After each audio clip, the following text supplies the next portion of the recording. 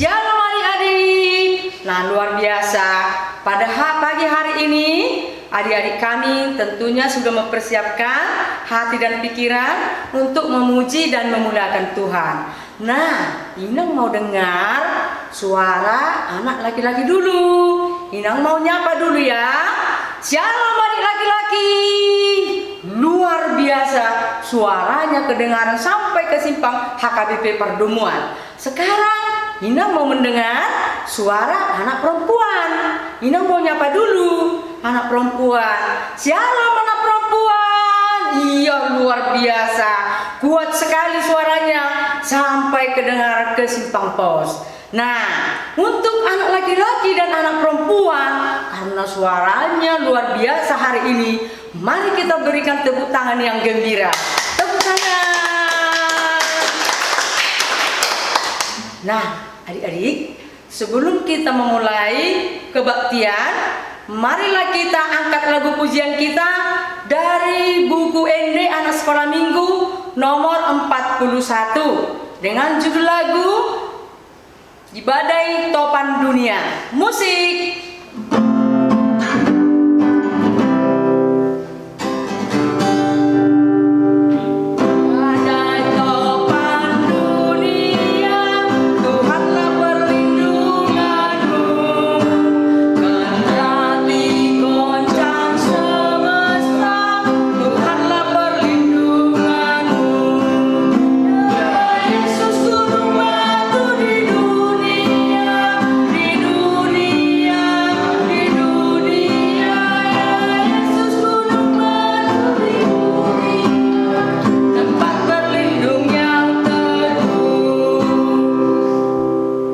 Nah, buat adik-adik kami di rumah, sebelum kita bernyanyi untuk memulai ibadah kita pada pagi hari ini, mari kita satukan hati, kita berdoa.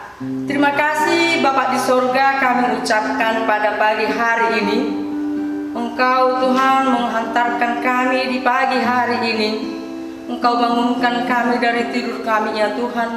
Terima kasih Tuhan buat berkat-Mu kepada kami. Tuhan Yesus, pada pagi hari ini Tuhan, kami akan mendengarkan firman-Mu, khususnya adik-adik kami sekolah minggu. Untuk itu Tuhan Yesus, kiranya Roh Kudus-Mu yang berada di dalam hati dan pikiran anak-anak kami ini, agar mereka dapat menerima firman-Mu dengan baik.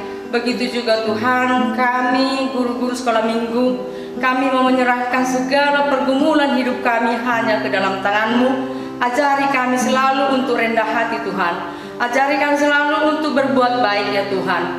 Tuhan Yesus, kami juga berdoa untuk kedua orang tua murid anak sekolah minggu kami. Tambahkan berkat-Mu Tuhan. Berikan kiranya sukacita. Berikan pekerjaan Tuhan bagi orang tuanya yang belum bekerja.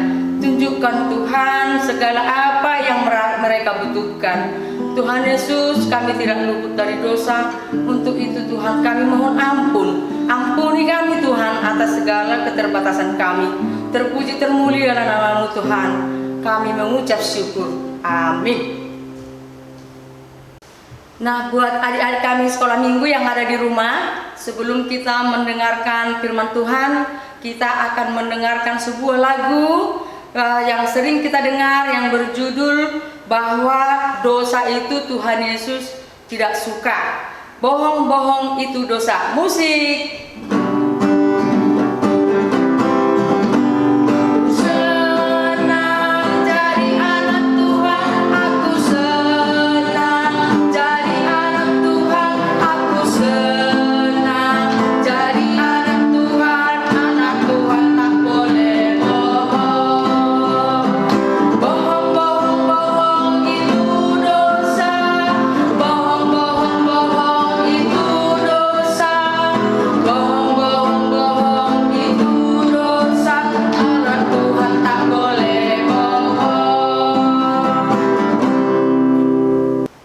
Satu di dalam doa.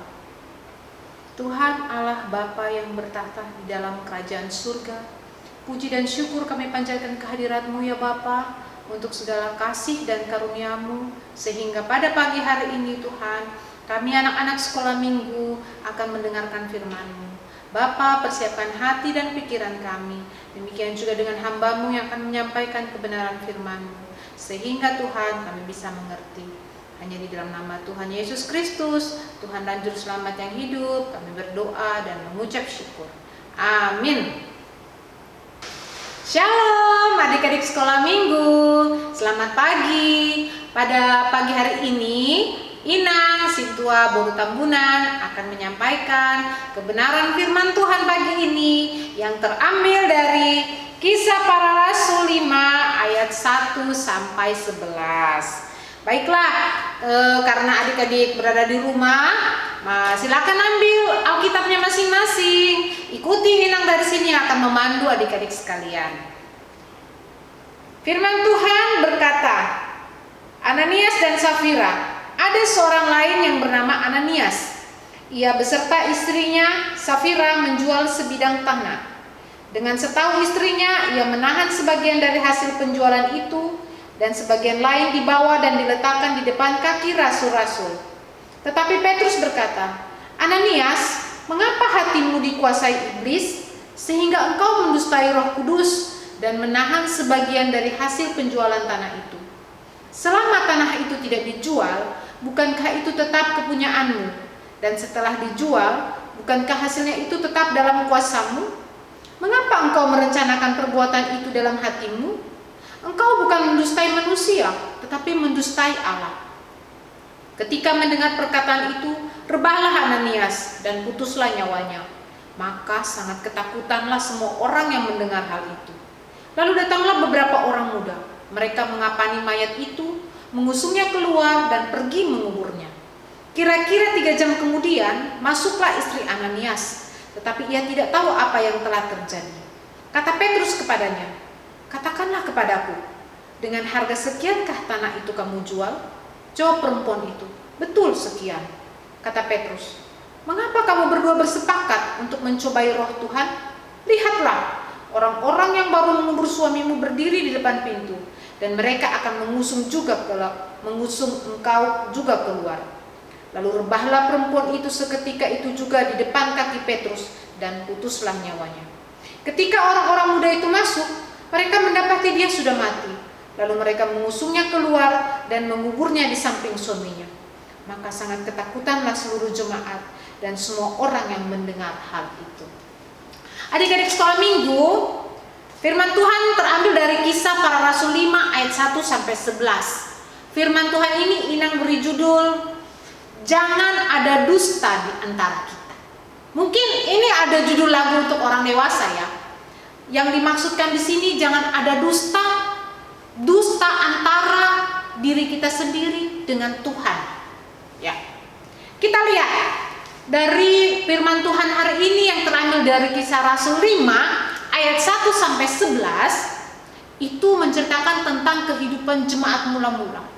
Dahulu kehidupan jemaat mula-mula jemaat Kristen yang pertama itu sangat susah.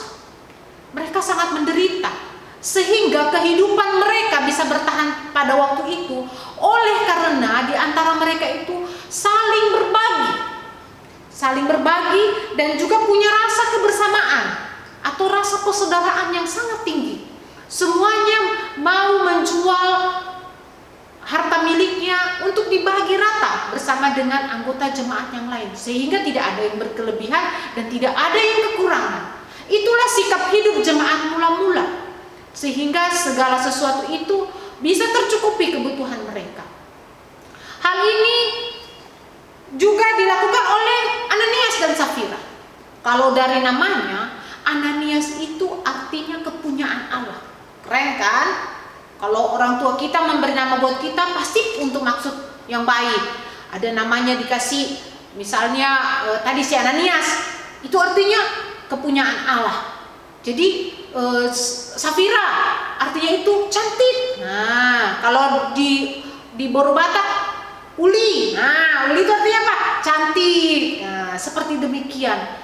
Ananias dan Safira memiliki arti nama yang sangat indah, sangat baik. Tetapi ternyata nama itu tidak sesuai dengan hati mereka. Mengapa demikian? Kita bisa lihat pada ayat 2. Ayat 2. Ayo mari kita baca sama-sama. Dengan setahu istrinya, ia menahan sebagian dari hasil penjualan itu dan sebagian lain dibawa dan diletakkan di depan kaki rasul-rasul. Dengan setahu istrinya, Ananias suaminya, Safira istrinya. Jadi mereka itu menjual tanah. Mereka punya tanah. Mereka menjual tanah mereka. Terus taruh harganya misalnya 1 juta. Ya itu sebagai contohnya 1 juta. Mereka bawa itu, si Ananias bilang ke istrinya, mah, nggak usah semuanya kita kasih mah, sebagian aja. Mana tahu rasul-rasul itu berapa harga tanah yang kita jual. Terus istrinya bilang, iya ya Pak, kan sebagian itu kan tanah kita, suka-suka kita lah ya Pak, gitu. Kita kasih aja sekian buat mereka, buat diserahkan sama rasul-rasul. Oke. Nah, jadi mereka berdua sudah bersepakat, sudah punya niat yang tidak baik, sudah merancangkan di dalam pikirannya bahwa mereka akan menahan sebagian dari hasil penjualan itu untuk kepentingan mereka sendiri. Mereka berpikir, kan rasul-rasul itu manusia, mana tahu mereka apa yang mereka perbuat. Rasul-rasul itu kan dulu belum zaman sekarang, punya GPS, bisa ngelacak, punya internet, bisa ngelacak di mana keberadaan seseorang, apa yang dilakukan. Dulu bukan begitu, masih jauh dari kecanggihan teknologi. Sehingga apa yang terjadi belum tentu secepat itu diketahui oleh orang lain. Misalnya kayak mereka menjual tanah, belum tentu secepat itu langsung diketahui oleh orang lain. Butuh lama, butuh proses, karena kecanggihan teknologi informasi belum secanggih zaman sekarang. Nah, kemudian setelah disepakati oleh mereka berdua, pergilah si Ananias membawa itu ke hadapan Rasul Petrus. Begitu dia membawa ke Rasul Petrus, belum dia ngomong A, belum ada sepatah kata pun terucap dari mulutnya, Rasul Petrus sudah tahu. Mengapa Rasul Petrus bisa tahu? Apakah Rasul Petrus itu seorang dukun yang bisa mengetahui segala sesuatunya? Bukan. Karena Rasul Petrus penuh dengan kuasa Roh Kudus, sehingga Rasul Petrus bisa mengetahui isi hati Ananias. Roh Kudus sudah membisikkan kepada Rasul Petrus, tegur dia bahwa dia sudah melakukan yang jahat di mata Tuhan. Ya, itu bisa kita lihat pada ayat 3. Tetapi Petrus berkata, Ananias, mengapa hatimu dikuasai iblis sehingga engkau mendustai Roh Kudus? Nah, seperti yang Inang bilang tadi kan di awal tadi judul kita, jangan ada dusta di antara kita.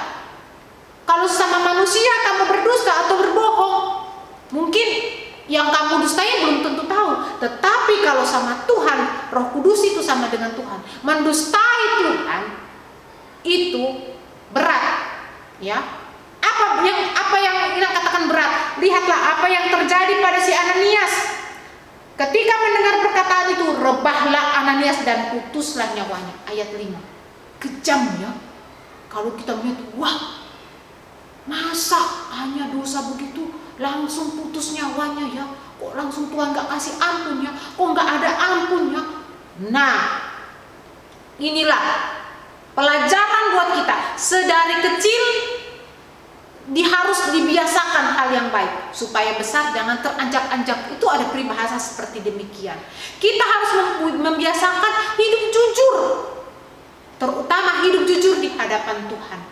Hidup jujur, jangan coba-coba berbohong sama Tuhan. Misalnya kalau kita apapun yang menjadi kelemahan kita harus akui di hadapan Tuhan. Kalau kita sudah berbuat dosa, berbuat curang, jangan kita tutup-tutupi. Kita harus mau mengaku itu di hadapan Tuhan. Mengapa? Karena Tuhan tahu isi hatimu. Tuhan tahu isi hati kita yang terdalam. Orang lain belum tentu tahu. Sahabat-sahabat kita, orang tua kita, teman-teman kita mungkin tidak tahu apa yang kita lakukan. Tetapi Tuhan mengetahui. Kita tidak bisa bersembunyi. Karena seluruh dunia ini ada di bawah pengawasan Tuhan. Ya, kalau kita ibaratkan CCTV, Tuhan itu melebihi CCTV, bisa meneropong kemana-mana. Kalau CCTV masih ada sudut-sudut yang nggak bisa dia deteksi. Tapi kalau Tuhan sampai ke sudut mana, ke titik mana, Dia tahu apa yang engkau lakukan. Nah, adik-adik, itu yang pertama tadi, jangan berdusta.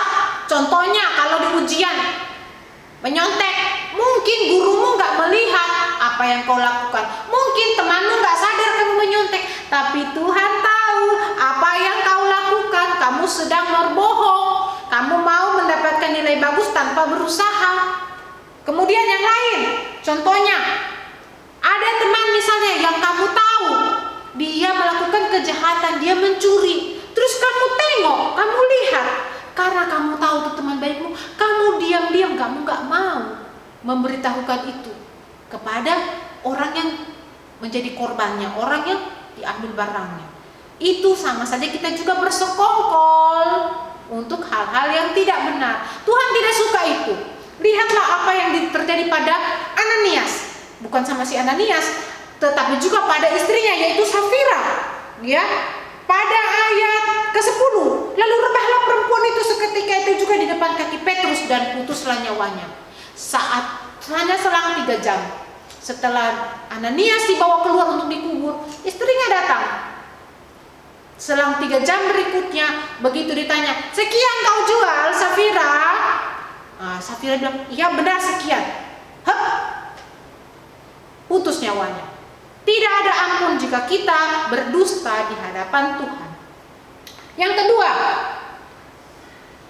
apa yang ingin dikatakan di sini? Yaitu, mengapa Ananias dan Safira mau bersekongkol atau melakukan sesuatu yang jahat di hadapan Tuhan? Apa yang melandasi mereka? Apa yang ingin yang membuat mereka begitu nekat mendustai Tuhan? Ternyata pada saat itu kan banyak orang-orang kaya, orang-orang yang mempunyai miliknya menjual miliknya. Mereka juga nggak mau kalah. Mereka punya motivasi yang nggak benar, ya. Mereka mempersembahkan persembahan kepada Tuhan. Ada motif terselubung. Ada udang di balik bakwan. Kalau seperti istilah zaman now, ya. Mereka mau viral, mereka mau populer, ya. Mereka ingin dikenal. Ananias dan Safira itu orang baik, ya. Mereka itu orang yang yang tidak pelit, ya. Mereka ingin populer, jadi mereka ingin menyumbang, membagi miliknya, tetapi dengan maksud lain, ya. Mereka ingin supaya orang-orang itu memuji-muji, mencari pujian dari manusia, ya kan? Tetapi lihatlah apa yang terjadi. Tuhan menegur mereka dengan keras, bukan cuma menegur, langsung mengambil nyawanya. Apa yang bisa kita pelajari dari sini, adik-adik? Kita lihat bahwa hukuman dari Tuhan itu untuk menunjukkan bahwa apa? Kita itu harus punya hati yang takut akan Tuhan. Apa itu hati yang takut akan Tuhan? Ayo sama-sama buka Alkitabnya.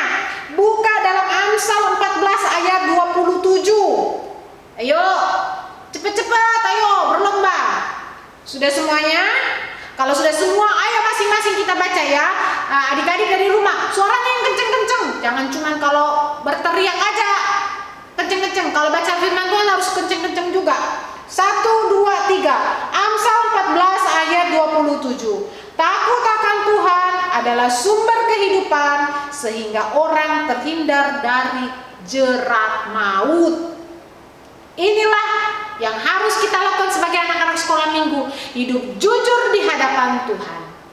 Selalu punya motivasi yang baik, terutama dalam mempersembahkan persembahan. Persembahan itu tidak hanya berupa uang. Ya, aku mau persembahkan apa, Nang? Aku kan belum kerja. Persembahkan tubuhmu buat Tuhan. Dengan apa? Jaga tubuhmu yang baik, makan makanan yang sehat, jaga istirahat yang cukup, ya. Kemudian apa? Kalau mau pergi kemana-mana, pakai masker supaya terhindar dari apa? Dari penyakit yang sekarang lagi heboh-heboh nih, COVID-19, ya. Itu salah satu apa? Salah satu wujud kita untuk apa? Menjaga tubuh kita, menjaga supaya kita mempersembahkan itu buat Tuhan. Kemudian apa lagi?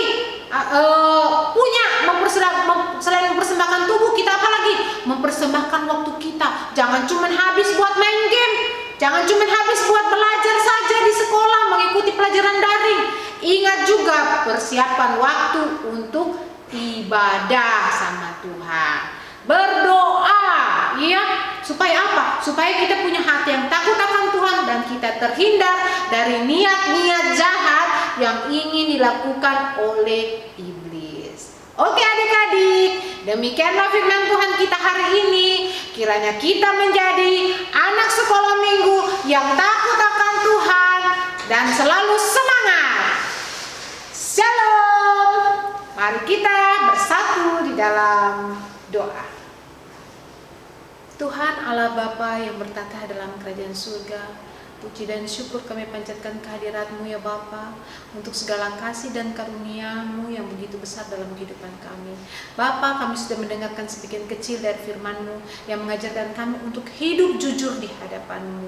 Biarlah kiranya Tuhan Engkau ingatkan kami anak-anak-Mu ya Tuhan, agar kami mengakui Tuhan apapun yang menjadi kelemahan kami di hadapan-Mu dan tidak mau kompromi dengan dosa ya Bapa.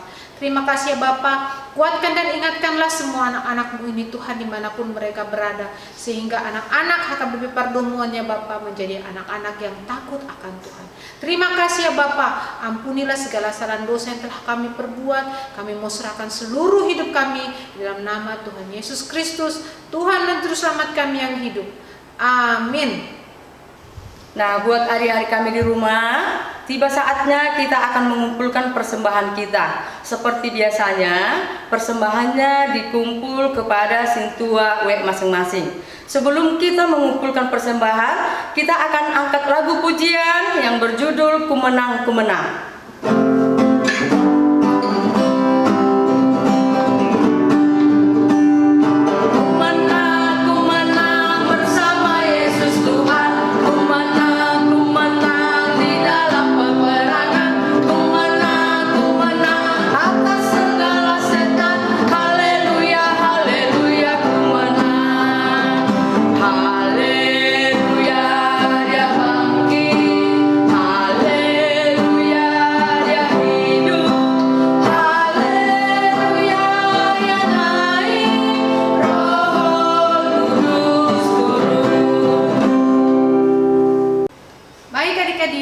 Mengakhiri ibadah kita pada pagi hari ini, kita berdoa. Bapa kami, Tuhan Allah yang Maha Kuasa, yang bertata di sorga, kami mengucap syukur dan terima kasih kami kepadamu ya Tuhan, di mana Tuhan memperkenankan anak-anak di dalam kerajaan-Mu. Di sini kami menyampaikan persembahan kami, kiranya Tuhan menerimanya untuk kemuliaan nama-Mu. Amin. Mari kita sama-sama naikkan doa Bapa kami. Bapa kami yang di sorga, dikuduskanlah nama-Mu, datanglah kerajaan-Mu, jadilah kehendak-Mu di bumi seperti di sorga. Berikanlah kami pada hari ini makanan kami yang secukupnya, dan ampunilah akan kesalahan kami, seperti kami mengampuni orang yang bersalah kepada kami. Dan janganlah membawa kami ke dalam pencobaan, tetapi lepaskanlah kami daripada yang jahat, karena Engkau yang mempunyai kerajaan, dan kekuasaan dan kemuliaan sampai selama-lamanya. Amin. Kiranya Tuhan Allah memberkati kita dan memelihara kita. Kiranya Tuhan menerangi kita dengan wajahnya dan dikasihannya lah kita. Kiranya Tuhan menampakkan wajahnya kepada kita dan mengurniakan kita dengan damai sejahtera. Amin.